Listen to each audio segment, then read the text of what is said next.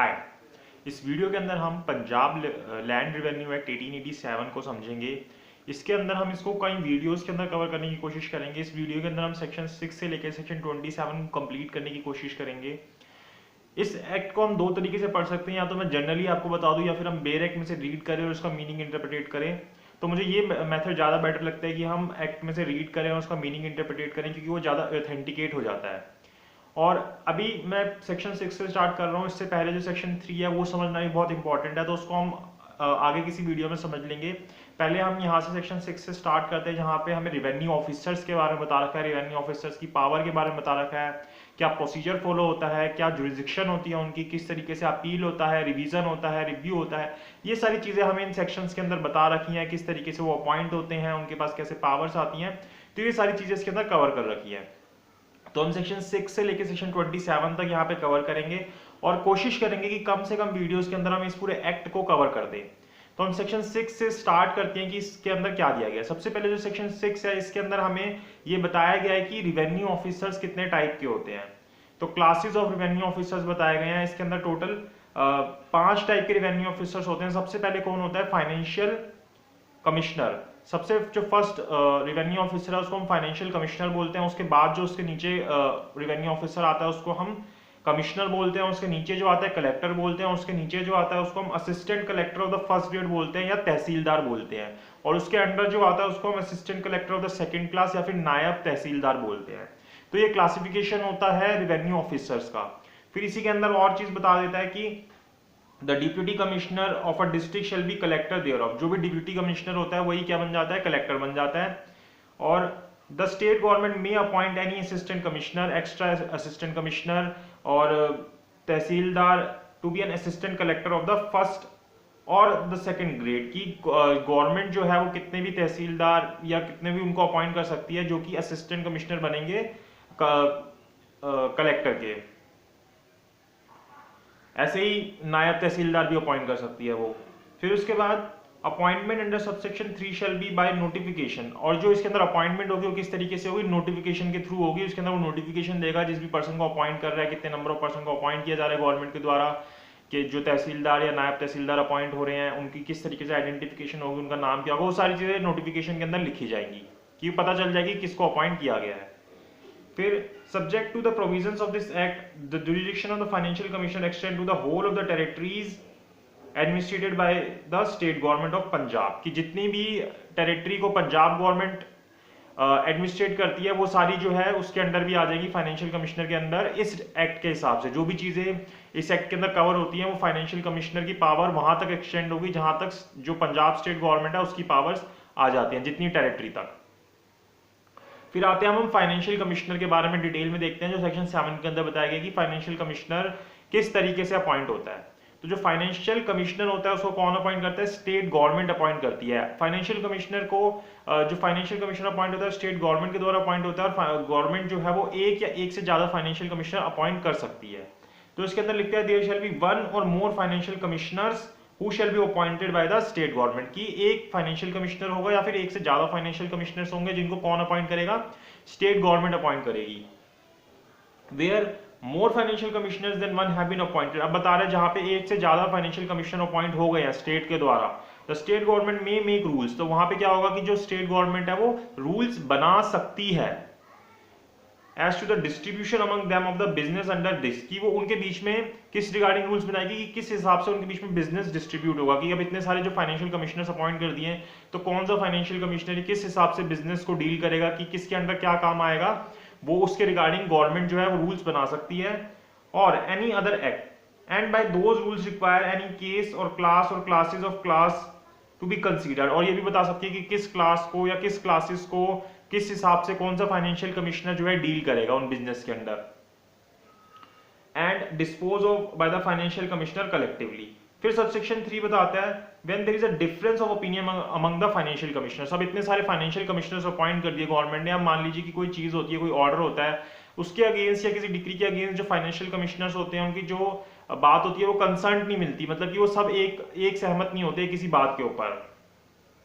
तो जब ऐसा होता है, जब उनके ओपिनियन के अंदर डिफरेंस होता है किसी डिक्री या ऑर्डर को regarding to be made in case which they are required by rules under the last foregoing subsection to consider and dispose of collectively the following rule shall apply। तो उस case के अंदर क्या होता है, जो भी हमने सबसेक्शन देखा था उसके हिसाब से अगर किसी चीज किसी डिक्री या ऑर्डर के ऊपर जो फाइनेंशियल कमिश्नर्स होते हैं उनकी ओपिनियन सेम नहीं होता, तो उस केस के अंदर क्या होता है, अगर पहली बात where the case is an appeal और केस ऑन रिव्यू और रिवीजन, अगर ये तीन चीजें होती है अपील, रिव्यू और रिवीजन, अगर इनमें से कोई इस चीज से रिगार्डिंग कोई केस होता है तो it shall be decided in accordance with the opinion of the majority of the financial commissioners. तो जो भी ज्यादा नंबर ऑफ फाइनेंशियल कमिश्नर्स जिस भी बात से जिस भी ओपिनियन पे सहमत रहेंगे उस बात को मान लिया जाएगा।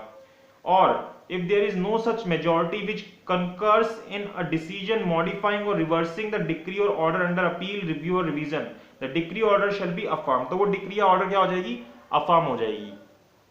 फिर उसके बाद इसके अंदर सब क्लॉज बी 2 बोलता है, मतलब बी में क्या बोला गया है, where the case is not of appeal और case of revision और review, इन तीनों में से अगर कोई भी मैटर नहीं है तो उसके अंदर क्या होगा, वहां पे फाइनेंशियल कमिश्नर की पावर खत्म हो जाएगी, वहां पे उनको वो मैटर जो है वो स्टेट गवर्नमेंट को रेफर कर देना है, स्टेट गवर्नमेंट जो डिसीजन देगी वो डिसीजन फाइनल होगा। अगर ये तीन चीजें होंगी, रिव्यू, अपील या रिवीजन, तभी ये फाइनेंशियल कमिश्नर्स की मेजॉरिटी वाली बात मानी जाएगी, अदरवाइज इनकी पावर नहीं होती। अगर इनके ओपिनियन जो है वो मैच नहीं कर रहा, वो मैटर स्टेट गवर्नमेंट को रेफर कर दिया जाएगा, स्टेट गवर्नमेंट जो डिसीजन देगा वो डिसीजन फाइनल होगा। The expression financial commissioner in this or any other act shall, की जो फाइनेंशियल कमिश्नर एक्सप्रेशन है, जो वर्ड है इस एक्ट के अंदर या फिर कहीं और, shall when there are more financial commissioners than one be construed as meaning one or more of the financial commissioners as a rule for the time being in force under subsection 2 में require। तो वही 1 या 1 से ज्यादा ही बोला जाएगा, जैसे हमने सबसेक्शन 1 के अंदर पढ़ा है यहाँ पे। फिर the second financial commissioner appointed under this section 52 of the Punjab courts act, जो सेकंड फाइनेंशियल कमिश्नर अपॉइंट होगा पंजाब कोर्ट एक्ट के हिसाब से 1884, shall be deemed to have jurisdiction on and, तो उसके बाद जो jurisdiction होगी वो कैसे होगी, on and after the first day of November 1884। उसके बाद जो जुरिडिक्शन आएगी कब से आएगी, फर्स्ट डे ऑफ नवंबर के दिन से या उसके बाद से जो है उसके पास जुरिडिक्शन आएगी टू मेक एनी डिक्री और ऑर्डर और dispose of any other business, की डिक्री या फिर कोई ऑर्डर कर सके या किसी मैटर को डिस्पोज ऑफ कर सके which might have been made or dispose of by the other financial commissioner, जो किसी और फाइनेंशियल कमिश्नर के द्वारा डिस्पोज ऑफ हुआ होता। फिर आते हैं हम सेक्शन 8 के ऊपर, यहाँ पे अपॉइंटमेंट के बारे में बता देता है कि किस तरीके से कमिश्नर अपॉइंट होता है। तो जैसे फाइनेंशियल कमिश्नर अपॉइंट होता है उसी तरीके से जो कमिश्नर होता है वो भी अपॉइंट होता है, उसको भी स्टेट गवर्नमेंट अपॉइंट करती है। फिर तहसीलदार, नायब तहसीलदार के बारे में बताता है, तो स्टेट गवर्नमेंट बता देती है कि कितने नायब तहसीलदार और कितने तहसीलदार अपॉइंट करने हैं सेक्शन 9 के अंदर। फिर सेक्शन 10 के अंदर पावर बताई गई है, जो रेवेन्यू ऑफिसर्स होते हैं उनके पास क्या पावर्स होती हैं, और सेक्शन 10 के अंदर बताई गई है कि except where the class of revenue officer by whom any function is to be discharge in specified in this act, या तो वो पावर जो है इस एक्ट के अंदर बताई गई है, अगर नहीं बताई गई तो भी जो स्टेट गवर्नमेंट है वो बताती है कि क्या पावर्स होंगी। The state government may by notification determine the functions to be discharge under this act by any class of revenue officer, किसी भी क्लास ऑफ रेवेन्यू ऑफिसर, चाहे वो फाइनेंशियल कमिश्नर है, कलेक्टर है, तहसीलदार है, नायब तहसीलदार है, अगर इस एक्ट के अंदर नहीं बताएगा तो फिर जो कि क्या काम करने हैं उनको, क्या ड्यूटीज डिस्चार्ज करनी है, तो फिर वो जो स्टेट गवर्नमेंट है वो नोटिफिकेशन ला के बता सकती है कि इनके क्या क्या काम होंगे इस एक्ट के हिसाब से। फिर उसके बाद आते हैं हम एडमिनिस्ट्रेटिव कंट्रोल के ऊपर कि किस तरीके से जो एडमिनिस्ट्रेशन है वो उसका कंट्रोल किस तरीके से होगा। तो सेक्शन 11 से स्टार्ट होता है। सेक्शन 11 के अंदर क्या दिया गया है, superintendence and control of revenue officers, की क्या किस तरीके से इनकी सुपरिटेंडेंस होती है या फिर किसके पास कंट्रोल होता है रेवेन्यू ऑफिसर्स का। तो जितनी ऊपर पोस्ट होती है उसके नीचे वाली जितनी पोस्ट होती है उनका सारा एडमिनिस्ट्रेटिव कंट्रोल उस पर्सन के पास आ जाता है। जैसे फाइनेंशियल कमिश्नर, तो उससे नीचे जितनी पोस्ट है, कमिश्नर, कलेक्टर, तहसीलदार, नायब तहसीलदार, तो सबकी जितनी भी एडमिनिस्ट्रेशन है या फिर जो पावर है वो उसके पास होगी फाइनेंशियल कमिश्नर के पास। तो क्या लिखते हैं, the financial commissioner shall be subject to the control of the state government. जो फाइनेंशियल कमिश्नर वो किसके अंडर आएगा, स्टेट गवर्नमेंट के अंदर आएगा। The general superintendence and control over all the revenue officer, जितने भी रेवेन्यू ऑफिसर है उनके ऊपर जो सुपरिटेंडेंस एंड कंट्रोल की पावर है, shall be vested in and all such offences shall be subordinate to the financial commissioner, की वो सारी किसके पास आ जाएंगी, मतलब किसके अंडर आएंगी, फाइनेंशियल कमिश्नर के अंडर आएंगे। अब इससे नीचे वाली पोस्ट के ऊपर आते हैं, subject to the general superintendence and control of the financial commissioner, commissioner shall control all the revenue officer in his division. तो जो कलेक्टर होगा या कमिश्नर होगा, कमिश्नर से नीचे जो कलेक्टर, तहसीलदार, नायब तहसीलदार, उनकी सारी जितनी सुपरिटेंडेंस एंड कंट्रोल है वो कमिश्नर के अंडर आ जाएगा। लेकिन उस कमिश्नर के ऊपर भी किसका कंट्रोल रहेगा, फाइनेंशियल कमिश्नर का। ऐसे ही फिर हम अगर कलेक्टर पे आ जाए तो कलेक्टर से नीचे जितने रेवेन्यू ऑफिसर्स हैं जैसे तहसीलदार, नायब तहसीलदार, तो उन सबका कंट्रोल उसके ऊपर आ जाएगा। फिर तहसीलदार से नीचे जितने रेवेन्यू ऑफिसर्स होंगे, इस तरीके से अपने नीचे की जितने एडमिनिस्ट्रेटिव कंट्रोल होगा वो ऊपर वाली पोस्ट के पास होगा। फिर आते हैं सेक्शन 12 के ऊपर। सेक्शन 12 बताता है power to distribute business and withdraw and transfer case, की पावर को बिजनेस को डिस्ट्रीब्यूट करने की पावर या फिर किसी केस को विड्रॉ करने की पावर बताई गई है।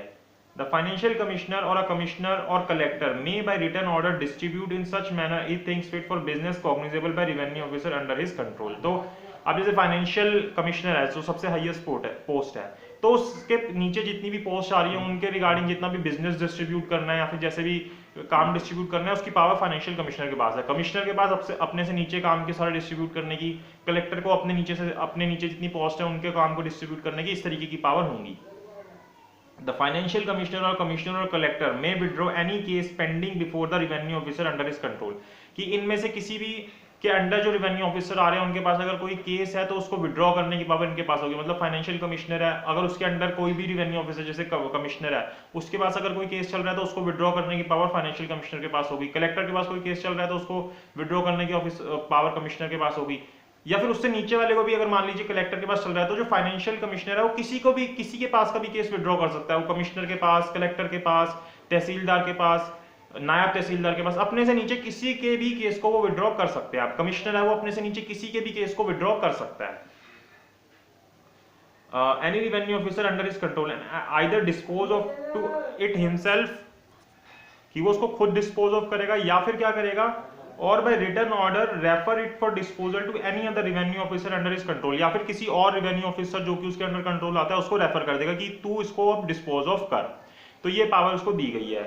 फिर उसके बाद फिर सबसेक्शन 3 बोलता है एन ऑर्डर अंडर सबसेक्शन 1 और सबसेक्शन 2, ये जो अभी दोनों हमने सबसेक्शंस पढ़े, जो सबसेक्शन 1 सबसेक्शन 2 पढ़ा सेक्शन 12 का, इसके अंदर अगर कोई ऑर्डर होता है shall not empower any officer to exercise any powers or deal with any business which he would not be competent to exercise or deal with in the local limits of his own jurisdiction. तो किसी भी ऐसे matter से नहीं deal करेगा जिसकी power उसके पास अपनी जुरिसडिक्शन के अंदर नहीं है, तो उस चीजों से रिलेटेड उसके पास पावर नहीं है, उन चीजों से डील नहीं कर सकता। फिर आते हैं हम अपील, रिव्यू एंड रिवीजन। इन तीनों के बारे में बताया गया कि किस तरीके से अपील, रिव्यू या रिवीजन होती है, क्या पावर्स होती हैं, किसके पास होती है, ये सारी चीजें हमें यहाँ पे बताई है। तो सबसे पहले अपील के बारे में बताता है। अपील का मतलब क्या होता है? अपील का मतलब ये होता है कि जब आप किसी भी कोर्ट के, जैसे अगर हम जनरल लैंग्वेज में देखें तो आप किसी के भी डिसीजन से जब आप सेटिस्फाई नहीं होते या एग्रीव्ड होते हो तो आप उससे अपर अथॉरिटी जो होती है उसके पास जाते हो कि मेरे फेवर के अंदर डिसीजन नहीं दिया गया क्योंकि ये बातें रह गई थी या फिर इसने मेरे जो पॉइंट ऑफ व्यू थे उसको ढंग से नहीं देखा, तो उसी को हम अपील बोलते हैं। तो यहाँ पे अपील के बारे में हम अपील के अंदर कैसे जाएंगे कि भाई कलेक्टर का कोई डिसीजन होगा तो उससे जो अपर अथॉरिटी है, जो कमिश्नर है उसके पास जाएंगे, कमिश्नर से ऊपर हम फाइनेंशियल कमिश्नर के पास जाएंगे, तहसीलदार होगा तो उससे ऊपर कलेक्टर के पास जाएंगे, नायब तहसीलदार होगा तो उससे ऊपर तहसीलदार के पास जाएंगे। तो इस तरीके से हम अपील के अंदर जाते हैं।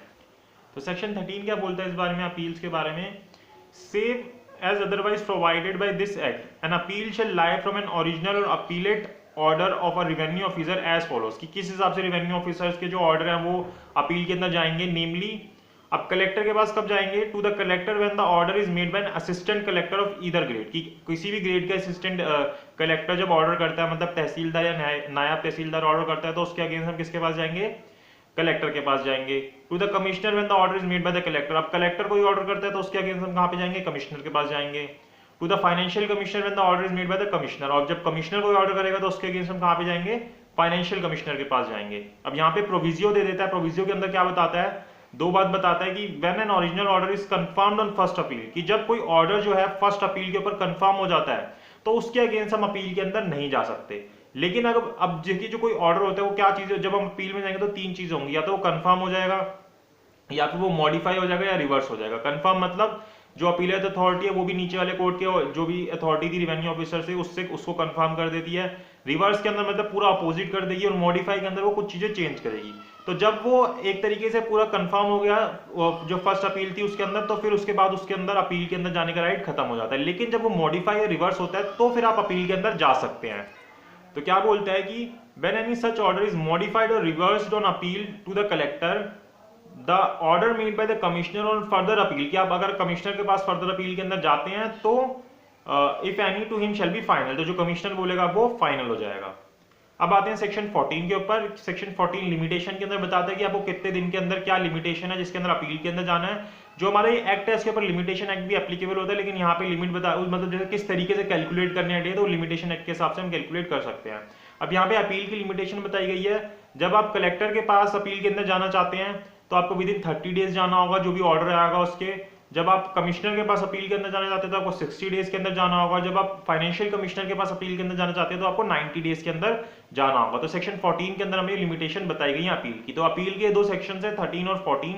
उसके बाद आते हैं हम रिव्यू के ऊपर कि किस तरीके से रिवेन्यू ऑफिसर रिव्यू करता है। रिव्यू मतलब कि उसको दोबारा से देखता है कि क्या कोई गलती तो नहीं हुई रिव्यू के अंदर। तो रिव्यू के अंदर सेक्शन 15 देता है, क्या बोलता है, अ रिवेन्यू ऑफिसर में, कि जो रिवेन्यू ऑफिसर है वो क्या कर सकता है, either by his on motion, कि या तो अपने खुद की मर्जी से, और on an application of any party interested, या फिर उस जो भी चीज थी जिसके अंदर कोई पार्टी इंटरेस्टेड थी, मतलब जो भी पार्टीज थी उसके अंदर जो इंटरेस्टेड पार्टीज थी उनकी एप्लीकेशन लगाने के ऊपर, and on reviewing modify, reverse और कंफर्म। यहाँ पे भी तीन चीजें होंगी कि जब वो रिव्यू करेगा या तो उसको मॉडिफाई करेगा, रिव्यू करेगा, या फिर कंफर्म कर देगा।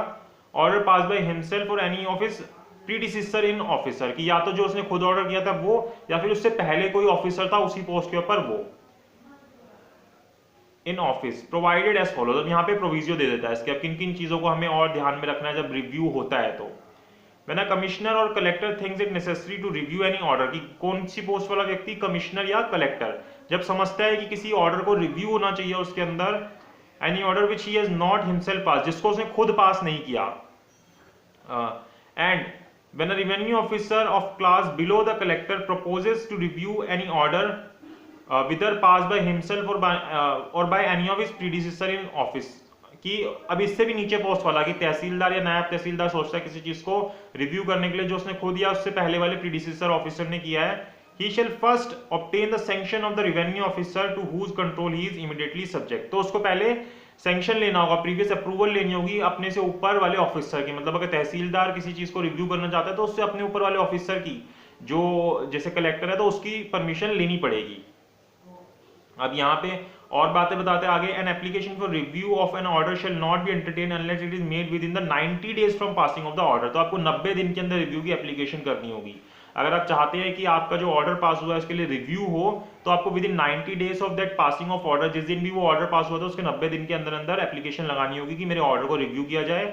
और unless the applicant satisfy the revenue officer that he had sufficient cause for not making the application with in that period, या फिर आप ऑफिसर को सेटिस्फाई कर दें जिसके पास भी एप्लीकेशन लगा रहे हैं, जिस भी रेवेन्यू ऑफिसर के पास, कि किसी सफिशिएंट कारण से मेरे पास एक कोई रीजन है जिस वजह से मैं 90 दिन के अंदर एप्लीकेशन नहीं लगा पाया, नहीं तो आपको 90 दिन के अंदर एप्लीकेशन लगानी होगी। उस पीरियड के बाद फिर आपकी एप्लीकेशन एक्सेप्ट नहीं होगी। फिर an officer shall not be modified or reversed unless reasonable notice has been given to the parties affected thereby to appear and to hear sport of the officer, कि कोई भी अगर कंफर्म कर रहा है वो उस चीज को तो कोई मतलब नहीं है, लेकिन अगर वो मॉडिफाई या रिवर्स करता है उस ऑर्डर को रिव्यू के ऊपर, तो ये जरूरी हो जाएगा कि वो ऐसा करने से पहले जो भी पार्टीज, इंटरेस्टेड पार्टीज हैं, जो रिवेन्यू ऑफिसर है, उनको नोटिस भेजे ताकि वो उनको सुन सके, क्योंकि इससे नेचुरल जस्टिस पूरा होगा। तो नेचुरल जस्टिस को पूरा करने के लिए ये जरूरी हो जाता है कि वो जो भी इंटरेस्टेड पार्टीज हैं उनको अगर वो उसको रिवर्स या मॉडिफाई करना चाहता है तो उनको नोटिस दे और उनको सुने। फिर an order against which an appeal has been preferred shall not be reviewed। आप जिसके अगेंस्ट आप अपील के अंदर जा सके तो उसके अंदर फिर आप रिव्यू नहीं कर सकते। अब आप हायर अथॉरिटी के पास जा रहे हो और आप चाहते हो उसके अंदर रिव्यू भी हो जाए तो ऐसा पॉसिबल नहीं है।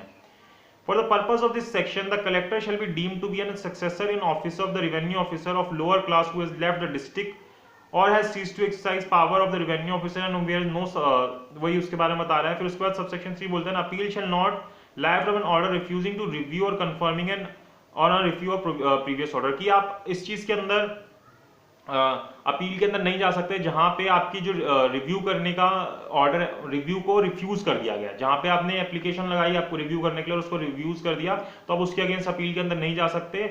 और कंफर्मिंग ऑन रिव्यू, या फिर आपने जहां पे रिव्यू की थी वहां पे वो रिवेन्यू ऑफिसर वापस उस चीज को कंफर्म कर देता है तो उसके अगेंस्ट भी आप अपील के अंदर नहीं जा सकते आप प्रीवियस ऑर्डर। फिर सेक्शन 16 देखते हैं, power to call for examine and revise proceeding of revenue officers. मतलब यहाँ पे रिवीजन की बात कर रहा है जहाँ पे कॉल फॉर रिकॉर्ड होता है, रिकॉर्ड्स को दोबारा से जो ऑफिसर होता है वो बुलाता है अपने पास, की देखता है कि क्या प्रोसीडिंग है इसके अंदर। The financial commissioner may at any time call for the record of any case pending before or dispose of by revenue officer subordinate to him, कि जो फाइनेंशियल कमिश्नर है वो किसी भी केस को उसके जो रिकॉर्ड हैं जो कि पेंडिंग पड़े हैं किसी भी रेवेन्यू ऑफिसर के पास जो कि उसके सबॉर्डिनेट हैं, उनसे उनको कॉल फॉर रिकॉर्ड कर सकता है, उनको बुला सकता है। मतलब कि जो हायर अथॉरिटी होती है उसके पास कॉल फॉर रिकॉर्ड होता है, लोअर अथॉरिटी के पास जो भी केस पेंडिंग चल रहा होता है उसका। A commissioner or collector may call for record of any case pending before or dispose of by revenue officer under his control। अब ये जो ऑफिसर हैं, जो कमिश्नर या कलेक्टर या अपने से नीचे वाले जितने ऑफिसर हैं उनके पास जो केस चल रहा है उनको कॉल फॉर रिकॉर्ड कर सकता है। In any case in which the commissioner or collector has called for record, he is of opinion that the proceeding taken or order made should be modified or reversed। अब वो उनका ये opinion है कि ये जो कॉल फॉर रिकॉर्ड किया है जिस भी केस के अंदर हमने, ये क्या होना चाहिए, इसके अंदर मॉडिफिकेशन होनी चाहिए या फिर रिवर्सल होना चाहिए जो भी इसके अंदर ऑर्डर हो रहा है। He shall report the case with his opinion thereon for the order of the financial commissioner. तो वो क्या करेगा, उनको पहले उसको रेफर कर देगा उस केस को किसके ओपिनियन के लिए, फाइनेंशियल कमिश्नर के। मतलब फाइनेंशियल कमिश्नर अगर ऐसा करता है तो उसको कुछ करने की जरूरत नहीं है, लेकिन कलेक्टर या फिर कमिश्नर ऐसा कुछ करता है, किसी के ऑर्डर को कॉल फॉर रिकॉर्ड करता है, तो उसको वो किसको रेफर कर देना पड़ेगा, फाइनेंशियल कमिश्नर के ओपिनियन के लिए। The financial commissioner may in any case call for himself under subsection 1 or reported to him under subsection 3 pass such order as things fit। अब जब फाइनेंशियल कमिश्नर या तो किसी रिकॉर्ड को खुद बुलाया या फिर जब किसी कलेक्टर या कमिश्नर ने कॉल फॉर रिकॉर्ड किया तब उसको जब उसने फाइनेंशियल कमिश्नर के पास रेफर कर दिया, तो अब फाइनेंशियल कमिश्नर को जो भी ऑर्डर ठीक लगेगा उस रिगार्डिंग, उस केस के रिगार्डिंग, तो उसके बाद जो भी ऑर्डर करना चाहेगा वो ऑर्डर कर सकता है। Provided that he shall not under this section pass an order reversing or modifying any proceeding or order of subordinate revenue officer and affecting any question of right between private parties without giving those person an opportunity of being heard। कि उसके अगर वो उस order को reverse या modify करना चाहेगा तो उसको तब तक नहीं करेगा जब तक वो जो भी पार्टीज हैं उसके अंदर, उस केस के अंदर उनको सुन नहीं लेता। तो ये जरूरी है कि जो पार्टीज हैं उनको सुना जाए, उसके बाद ही इसके अंदर कोई डिसीजन दिया जाए। मतलब डिसीजन अगर वो कंफर्म करता है तो उससे कोई फर्क नहीं पड़ता, लेकिन अगर उसको रिवर्स या मॉडिफाई करना चाहता है तो पहले पार्टीज को सुन ले, उनकी बात को एक बार देख ले कि वो क्या कहना चाहते हैं, उसके बाद ही वो ऐसा कोई ऑर्डर कर सकता है। तो हमने सेक्शन 16 को समझा। उसके बाद आते हैं हम सेक्शन 17 को, जहां से हमें प्रोसीजर के पार्ट स्टार्ट होते हैं, जहां पे हमें प्रोसीजर के बारे में बता रखा है। Power to make rules as to procedure, कि किसके पास पावर है कि जो प्रोसीजर क्या फॉलो होगा उसके रिगार्डिंग रूल्स बना सकता है। द स्टेट गवर्नमेंट में make rules consistent with this act, कि स्टेट गवर्नमेंट जो है वो रूल्स बना सकती है इस रिगार्डिंग, लेकिन वो इस एक्ट से बाहर नहीं होने चाहिए। For regulating the procedure of revenue officer under this act in case in which the procedure is not prescribed by this act, कि जहां पे इस एक्ट के द्वारा प्रोसीजर नहीं प्रेस्क्राइब किया गया वहां पे जो स्टेट गवर्नमेंट है वो रूल्स बना सकती हैं कि किस तरीके से प्रोसीजर फॉलो होगा, लेकिन वो जो रूल्स बताएंगी कि क्या प्रोसीजर फॉलो होगा वो इस एक्ट से कंसिस्टेंट होना चाहिए। इस एक्ट को किसी भी तरीके से काटना नहीं चाहिए, मतलब इससे अलग नहीं होना चाहिए। The rules may provide among other matters for the mode of enforcing orders of ejectment। अब जो रूल्स बताएंगे उनके अंदर वो ये रूल्स भी बता सकते हैं कि किस तरीके से जब इस एक्ट के हिसाब से जब रिवेन्यू ऑफिसर ऐसा ऑर्डर करेगा, जैसे इजेक्टमेंट का ऑर्डर करेगा, तो उसको किस तरीके से एनफोर्स करवाया जाएगा। या फिर एन डिलीवरी ऑफ पोजेशन, जब वो पोजेशन का कि भाई अब ये पोजेशन दूसरे व्यक्ति को दे दिया जाए, जब ऐसा ऑर्डर करेगा रिवेन्यू ऑफिसर तो क्या प्रोसीजर फॉलो होगा जब इस चीज को पूरा करना होगा। Of immovable property to contempt, resistance and to like which a civil and rules providing for those matter may confer on revenue officer all or any of the powers in regard court may exercise in the execution of a decree where it has adjudged ejectment from a delivery of possession of such property। तो ये सारी चीजें यहाँ पे बताई है। फिर subsection 3 बोलता है subject to the rules under this section a revenue officer may refer in any case which he is empowered to dispose of under this act to another revenue officer for investigation and report and may decide the case upon the report, कि कोई भी जो revenue officer है वो किसी दूसरे revenue officer को case दे सकता है इन्वेस्टिगेशन करने के लिए, फिर उसकी जो इन्वेस्टिगेशन होगी उसके हिसाब से फिर वो अपना ऑर्डर कर सकता है। फिर सेक्शन 18 क्या बोलता है, powers by whom appearance and application may be made before the revenue officer, कि कौन व्यक्ति किसी पर्सन के बिहाफ पे या फिर कौन किसी व्यक्ति के बिहाफ पे रिवेन्यू ऑफिसर के सामने प्रेजेंट होगा।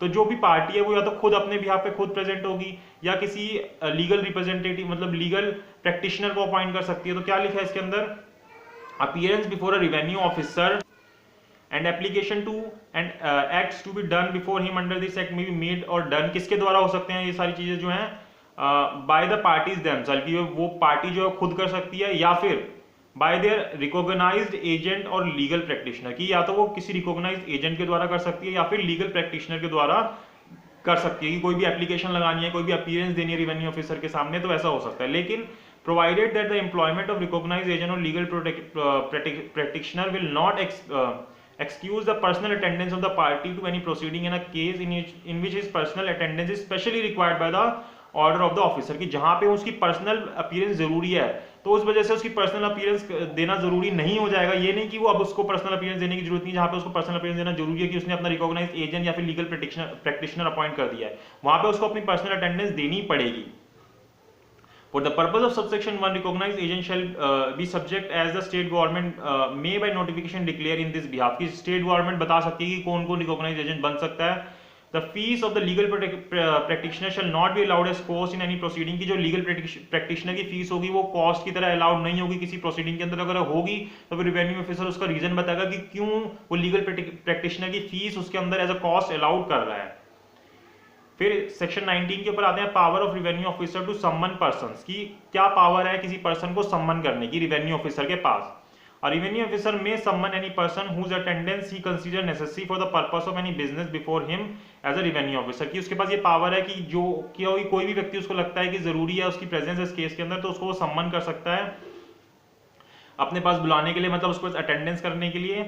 A person so summoned shall be bound to appear at the time and place mentioned in the summon in person, कि जो भी टाइम प्लेस मेंशन किया गया है कि आपको इस वक्त इस जगह पे आना है, तो उस पर्सन को बाउंड हो जाता है वो पर्सन कि उसको उस वक्त उस जगह पे आना पड़ता है। और if the summon so allows by his recognised agent or legal practitioner, और अगर सम्मन के अंदर लिखा है कि आपको इन पर्सन अपीयर होना जरूरी नहीं है, आप अपने एजेंट या लीगल प्रैक्टिशनर के थ्रू भी रिप्रेजेंट हो सकते हैं, तो फिर वो ऐसा भी कर सकता है। The person attending is in obedience of summon shall be bound to state the truth upon any matter. अब जो पर्सन जो प्रेजेंट हो रहा है उन सम्मन के ऊपर, अब उसके लिए जरूरी हो जाता है कि उस मैटर के रिगार्डिंग अगर कोई भी सच्चाई है तो वो उसको बतानी होगी कोर्ट के साथ, वो उस रिवेन्यू ऑफिसर के सामने, रिस्पेक्टिंग विच इज एग्जामिन्ड और make statements and produce such documents. अगर वो कोई भी स्टेटमेंट दे रहा है या फिर कोई भी डॉक्यूमेंट प्रोड्यूस कर रहा है तो वो सारी चीजें सच सच बताएगा रिवेन्यू ऑफिसर को। और things relating to any such matter as the revenue officer may require, उससे रिगार्डिंग अगर कोई भी चीज है तो वो सारी एकदम सच्चाई रिवेन्यू ऑफिसर के सामने रखेगा जिसको भी रिवेन्यू ऑफिसर ने सम्मन करके बुलाया है। अब क्या मोड होगा उसको सम्मन, जो सम्मन है उसको सर्विस करने का, वो सेक्शन 20 के अंदर बताया गया है। A summon issued by revenue officer shall if practicable be served. अब किस तरीके से सर्व्ड होंगे, पहला तरीका personally on the person to whom it is addressed, कि उस पर्सन को पर्सनली दे दिया जाए जिसको भी वो देना है, जिसको भी बुलाना है रिवेन्यू ऑफिसर के सामने। और फेलिंग हिम, या फिर ऐसा नहीं है तो फिर उसके रिकॉग्नाइज्ड एजेंट को दे दिया जाए, दूसरा तरीका। या फिर तीसरा तरीका, an adult male member of his family usually residing with him, कोई भी जो अडल्ट मेल मेंबर है जो कि उसके साथ रह रहा है उसको दे दिया जाए। तो ये तीन तरीके जिस तरीके से मोड है जिस तरीके से सम्मन को सर्व किया जा सकता है। If service cannot be so made, अगर सर्विस इस तरीके से भी नहीं हो पा रही, और if acceptance of service so made is refuse, या फिर इस तरीके से अगर सर्विस की थी और उसको रिफ्यूज किया जा रहा है, the summons may be served by posting a copy thereof at the usual or last known place of residence. तो सम्मन किस तरीके से सर्व हो जाएंगे कि जहां पे भी वो रह रहा है या फिर जहां पे भी वो आखिरी रहा था उस जगह पे उन सम्मन को चिपका दिया जाएगा। और if that person does not reside in the district in which the summons relate has reference to land of that district, then by posting a copy of the summon on some conspicuous place in or near the state wherein the land is situated, कि जहां पे भी। फिर subsection 3 बोलता है कि the summons relate to a case in which person having the same interest or so numerous that the personal service on all of them is not reasonably practicable, कि इतने सारे पर्सन हैं जिनको सम्मन भेजना है कि उनको पर्सनली जो है सम्मन नहीं भेजा जा सकता। अगर ऐसा पॉसिबल नहीं है तो जो भी पर्सन जिनका सेम इंटरेस्ट है उसके अंदर उनको दे दिया जाएगा। It may if the revenue officer so direct be served by the delivery of a copy thereof to such of those person as the revenue officer nominate, कि जिनको भी रिवेन्यू ऑफिसर नॉमिनेट करेगा कि इन पर्सन को सबके behalf के ऊपर सम्मन सर्व कर दिए जाएं in this behalf and by proclamation of the contents thereof for the information and for other person interested, और वो प्रोक्लेम कर दिया जाए कि इनको इन पर्संस को नॉमिनेट किया गया है, इन पर्सन को सर्व किए जा रहे हैं सम्मन सबके बिहाफ के ऊपर जिनको भी अब आना होगा जहां पर भी बुलाया गया है इन सम्मन्स के अंदर। और सम्मन्स में if the revenue officer so direct be served on the persons named therein either in addition to or in substitution for any other mode of service by forwarding the summons by post in letter addressed to the person and registered under part 3 of the Indian Post Office Act, कि उनको इस तरीके से भी भेजा जा सकता है कि बाय पोस्ट भी उनको भेजा जा सकता है।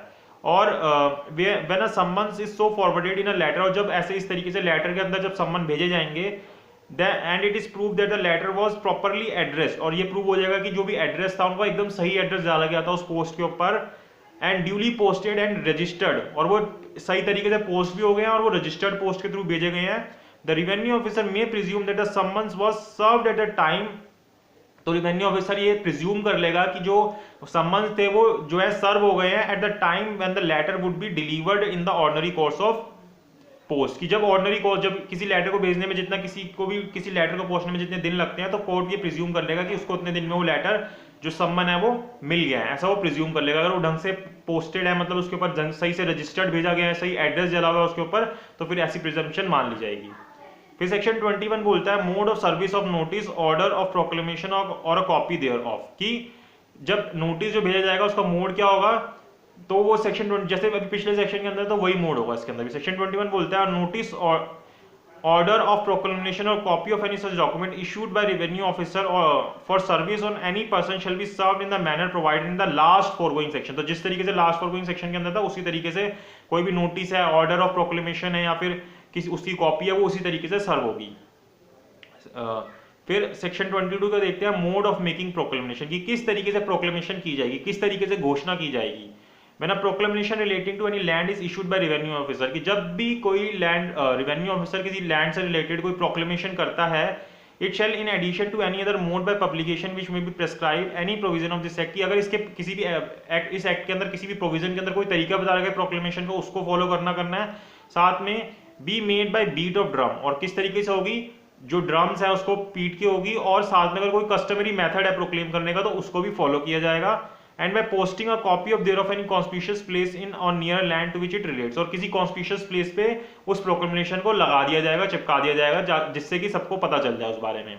फिर आते हैं सप्लीमेंटल प्रोविजंस, इससे रिलेटेड जो प्रोविजंस, जो भी सप्लीमेंट प्रोविजंस है वो बताए गए हैं। सेक्शन 223 बताता है प्लेस ऑफ सिटिंग, की किस जगह पे जो रेवेन्यू ऑफिसर है वो बैठेगा। N assistant collector may exercise his powers tender this act at any place with in the limit of his district in which he is employed, कि जिस भी डिस्ट्रिक्ट के अंदर वो एम्प्लॉयड है उसके अंदर वो कहीं पे भी बैठ सकता है। Any other revenue officer may only exercise his powers under this act with in the local limits of his jurisdiction, और जो भी इसके अलावा अगर कोई और जो रेवेन्यू ऑफिसर है वो अपनी लोकल लिमिट्स के अंदर बैठेगा, जहां जिसके अंदर भी जितनी भी उसके पास पावर है जिस लोकल लिमिट्स के अंदर, उसके अंदर वो कहीं पे भी बैठ सकता है। एक असिस्टेंट कलेक्टर के बारे में बता दिया गया, और असिस्टेंट कलेक्टर के अलावा कोई और रेवेन्यू ऑफिसर है उससे नीचे का, तो वो अपनी लोकल लिमिट्स के अंदर ही बैठेगा। फिर उसके बाद हॉलीडेज की किस हिसाब से हॉलीडे होंगी, सेक्शन 24 के अंदर बताता है the financial commission with approval of the state government shall publish in the official gazette before the commencement of each calendar year list of days to be observed in the year of holidays by all the revenue officer, की जो financial commissioner है वो state government के approval से official gazette के अंदर किसी भी फाइनेंशियल ईयर को स्टार्ट होने से पहले निकालेगा कि किस किस दिन रेवेन्यू ऑफिसर्स की छुट्टी होगी। अब proceeding had before a revenue officer on a day specified in the list so as day be observed by him as a holiday shall not be invalid by reason only of its having been had on that day। फिर आते हैं section 25 के ऊपर discharge of duties of collector dying और being disabled, कि अगर कोई जो रेवेन्यू ऑफिसर है वो मर जाता है या फिर वो डिसेबल हो जाता है तो फिर उसकी ड्यूटीज जो है किस तरीके से डिस्चार्ज होंगी। व्हेन अ कलेक्टर डाइज और is disabled from performing his duties the officer who succeeds temporarily, कि कोई भी ऑफिसर जो उसको अब टेम्पररीली सक्सीड कर रहा है to the chief executive administration of the district, जो कि चीफ एग्जीक्यूटिव है डिस्ट्रिक्ट का एडमिनिस्ट्रेशन का, under any order which may be generally or specifically issued by the state government in this behalf shall be deemed to be the collector under this act. तो state government इसके behalf पे जिसको भी appoint कर रही है, मतलब जो भी नोटिफिकेशन दे रही है उसके अंडर जो भी उसका प्रिसीडिंग ऑफिसर है वो जो है अब उसके बिहाफ पे काम करेगा। फिर सेक्शन 26 आता है retention of powers bye revenue officer on transfer. When a revenue officer of any class who has been invested under this foregoing provision of this act with any powers to be exercised in any local areas is transferred from the local areas to another, कि भाई कोई भी revenue officer किसी local area से दूसरे local area के अंदर अगर ट्रांसफर होता है तो उसके पास वही पावर रहेंगी जो उसके पास पहले अपने लोकल एरिया के अंदर थी, जितनी भी पावर उसके पास पहले थी वही पावर्स अब उसके पास अभी भी रहेंगी। Of the same or higher class, he shall continue to exercise those powers in the local areas unless the state government otherwise direct और ये अदरवाइज डायरेक्टेड, या फिर स्टेट गवर्नमेंट बोल दे कि इसके पास अब ये पावर्स नहीं है, नहीं तो उसके पास वो सारी पावर जो पहले थी वही पावर्स अभी भी रहेंगी। फिर आते हैं सेक्शन 27 के ऊपर, ये लास्ट सेक्शन है इस वीडियो का, इसके बाद हम आगे के सेक्शंस नेक्स्ट वीडियो के अंदर समझेंगे। Conferment of powers by revenue officers, कि द स्टेट गवर्नमेंट में by notification confirm on any person, की जो स्टेट गवर्नमेंट है वो नोटिफिकेशन से किसी भी पर्सन के पास ये पावर्स कन्फर कर सकती है। ऑल और any of the powers of the financial commissioner और कलेक्टर अंडर दिस एक्ट, की जो सारी पावर्स है फाइनेंशियल कमिश्नर की, कलेक्टर की या फिर कमिश्नर की, दूसरी बात, ऑल और any of the powers of which an assistant collector may be invested there and by notification withdraw any powers so conferred.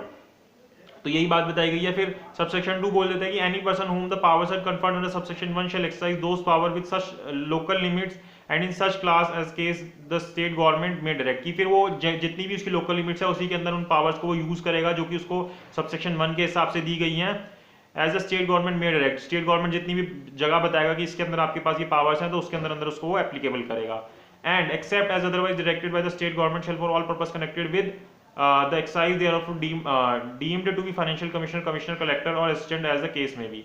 In any other powers of the collector under this act are conferred on assistant collector, they shall, unless the state government by special order otherwise direct, be exercised by him subject to the control of the collector। तो ये हमने सारे section समझ लिए, जितने section के अंदर important थे उनको हमने डिटेल के अंदर समझ लिया। सेक्शन 6 से 27 के अंदर कि किस तरीके से कौन कौन रेवेन्यू ऑफिसर्स होते हैं, क्या क्या क्लासेस होते हैं, किस तरीके से उनके पास पावर्स होती हैं, किस तरीके से वो सम्मन करते हैं, जो पर्सन होता है उसको किस तरीके से अपीयर होना होता है, क्या किस तरीके से उसकी कॉस्ट इंक्लूड होती है। तो ये सारी बातें हमने इसके अंदर समझ लिया। अब आगे के सेक्शंस जो हम आगे आने वाली वीडियोस के अंदर देखेंगे। और आपको लगता है कि पहले हम किसी इंपॉर्टेंट सेक्शन को समझना चाहिए तो आप कमेंट के अंदर बता देना कि पहले उन सेक्शंस को हम समझ लेंगे।